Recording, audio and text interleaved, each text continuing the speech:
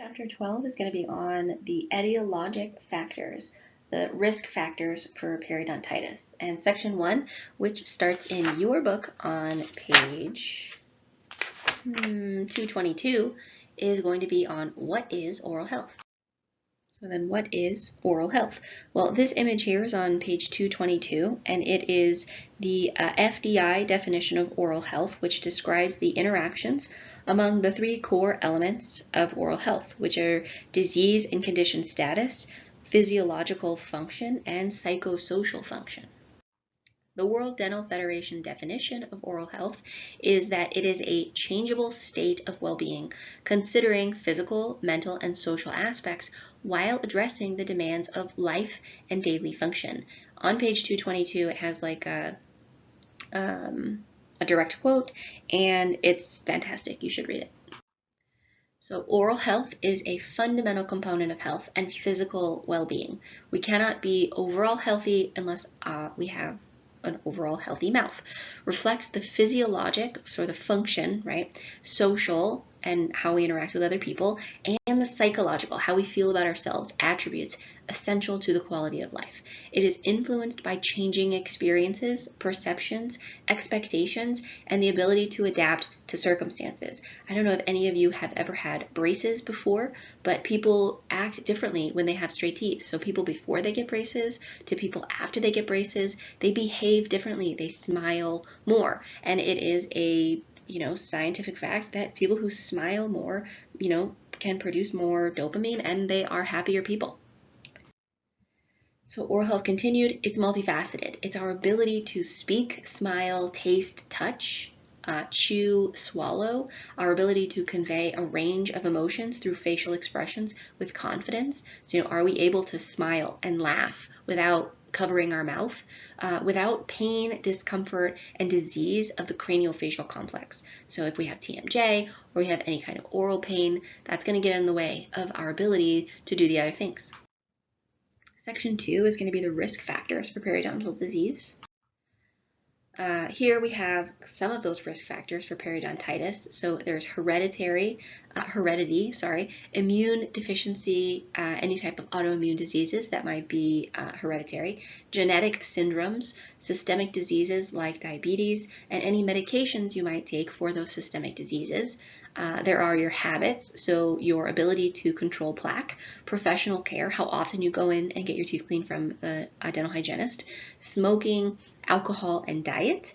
And then there is a social atmosphere, so as far as our family upbringing, our culture, socioeconomic factors, how much are we able to afford dental care, access to dental care, do we live close enough to a dentist, and things like that. And then dental insurance certainly plays a role in maybe some of the services you might get.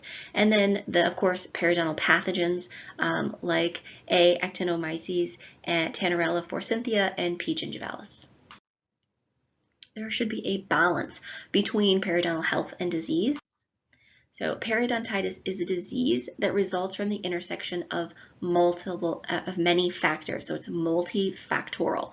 Some persons with heavy mature biofilms only exhibit mild disease, right? People who have tons and tons of plaque, they could have just gingivitis, whereas other people who have barely any plaque end up suffering from severe disease. It's not fair, right? And so untreated gingivitis does not always lead to periodontitis. It's not just about whether or not that bacteria is present. It's about, whether or not it's there, plus how we react to it. So additional factors other than the presence of bacteria must play a significant role in determining why some individuals are more susceptible to periodontal disease than others. This is what that might look like. So first of all, I want you to pay attention to the difference between modifiable and non-modifiable. You'll see the definition on page 223. So a modifiable factor is something that can be changed. Measures can be taken to change those factors, whereas non-modifiable means that those factors cannot be changed. While yes, you can actually change your socioeconomic status, social mobility is actually very rare, so we include that in non-modifiable. It's not something that people choose to do. Everybody obviously would choose to make more money, right? Genetics is not something we can change. Our adolescence, how old we are, that's not something we can change. While it does change over time, it's not something we can change on purpose. Pregnancy, technically this does change over time, but it's not something we change in the moment just because we want to. Age and leukemia are things that we cannot change that do play a role and have a risk in our, susceptibility to periodontitis.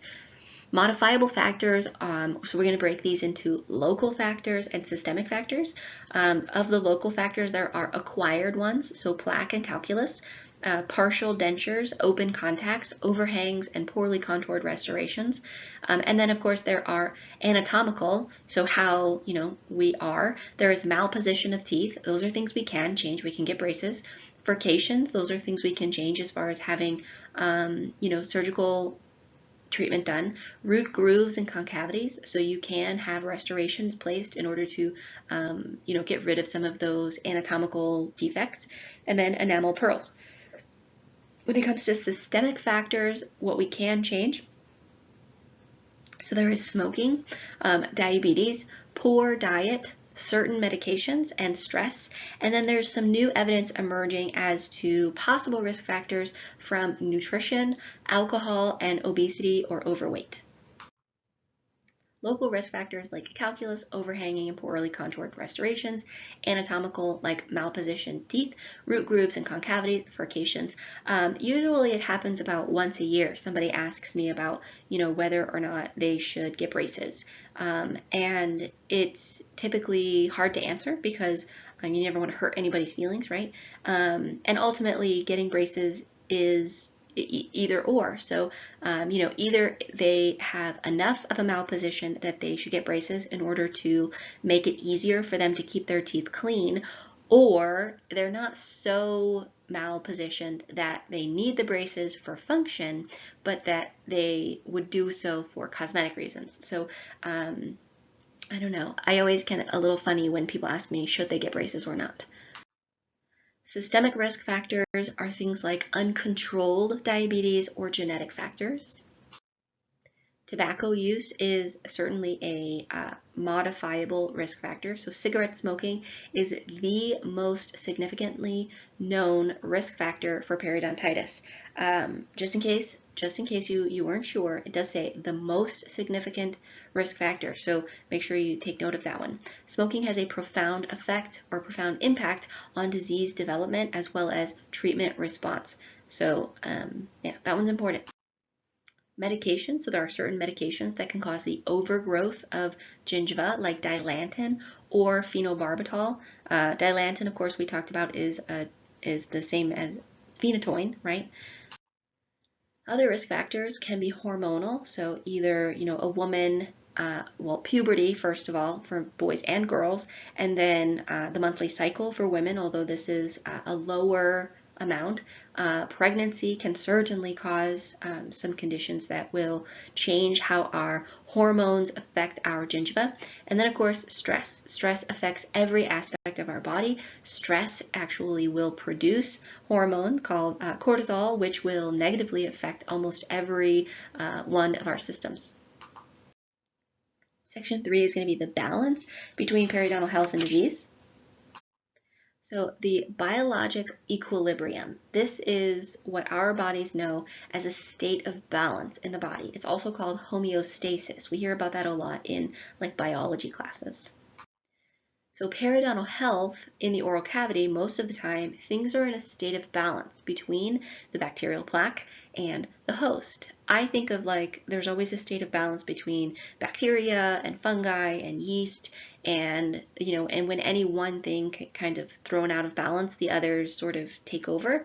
But the idea here is that our immune system also is kind of on the other side. So on the left-hand side, we have bacteria and yeast and fungi all balancing between themselves, and then on the right we have our immune system keeping all of them in check.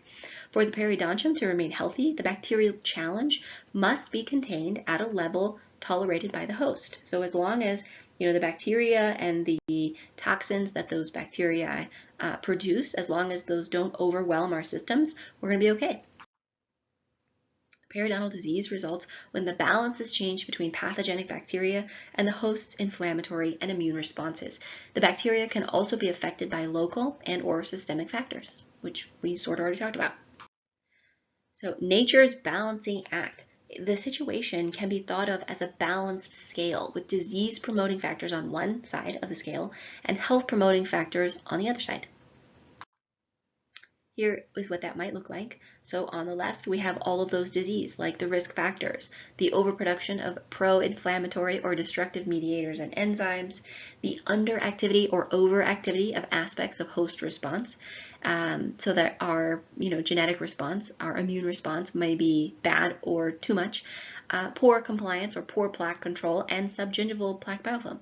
And then on the right-hand side, we have things that are helping our overall health, and it's going to be those reduction of the risk factors, the expression of host-derived anti-inflammatory or protective mediators and enzymes. So bacteria in our mouths don't just produce bad things, they also kind of produce good stuff.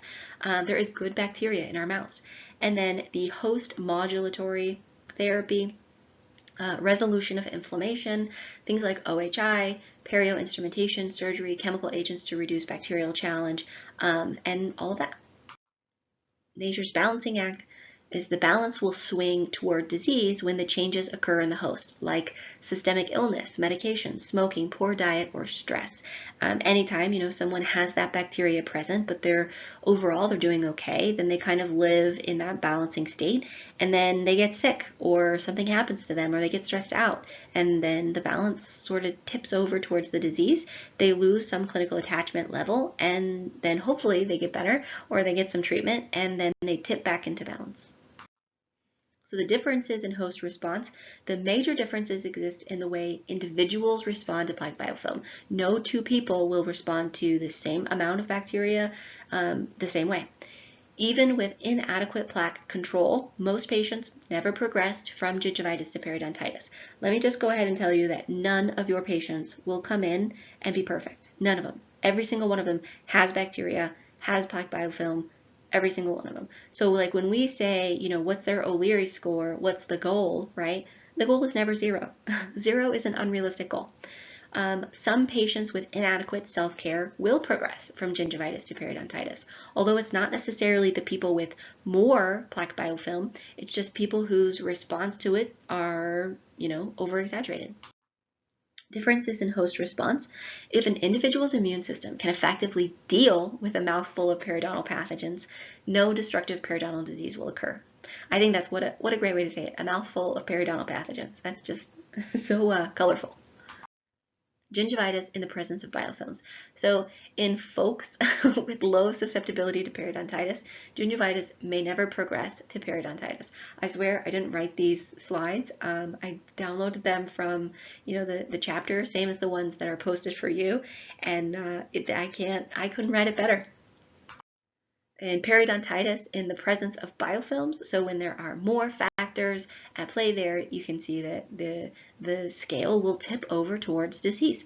So in a few susceptible individuals, gingivitis does progress to periodontitis. Not in folks. Inadequate self-care. So many patients are unable or unwilling to perform needed self-care to perform bacterial plaque, to control bacterial plaque. Either they're unable or they're unwilling. So more frequent periodontal instrumentation can help to control the development of mature plaque biofilms. When they are unable or unwilling to perform this, typically it takes about 12 weeks for the bacterial, for the biofilm to mature back to the level that it is kind of thought of as needed to be in order to progress or to destroy more clinical attachment level. Local contributing factors. So it is possible to eliminate local contributing factors to restore balance. Things like faulty restorations, what do? You fix them. It is possible to compensate for local factors that cannot be eliminated, like good home care around crowded teeth. The systemic contributing factors, patients can work to eliminate systemic risk factors to restore balance. Things like controlling their diabetes. It is possible to reverse diabetes, although people don't talk about that. It is possible to quit smoking. If systemic risk factors cannot be eliminated, tip the balance toward health by increasing home care and professional care. So while there may be a lot of factors that we can't control, that we can't account for, it is possible, instead of trying to remove from the disease side of things, instead of trying to remove some of those factors, instead we focus on adding to the health side of factors.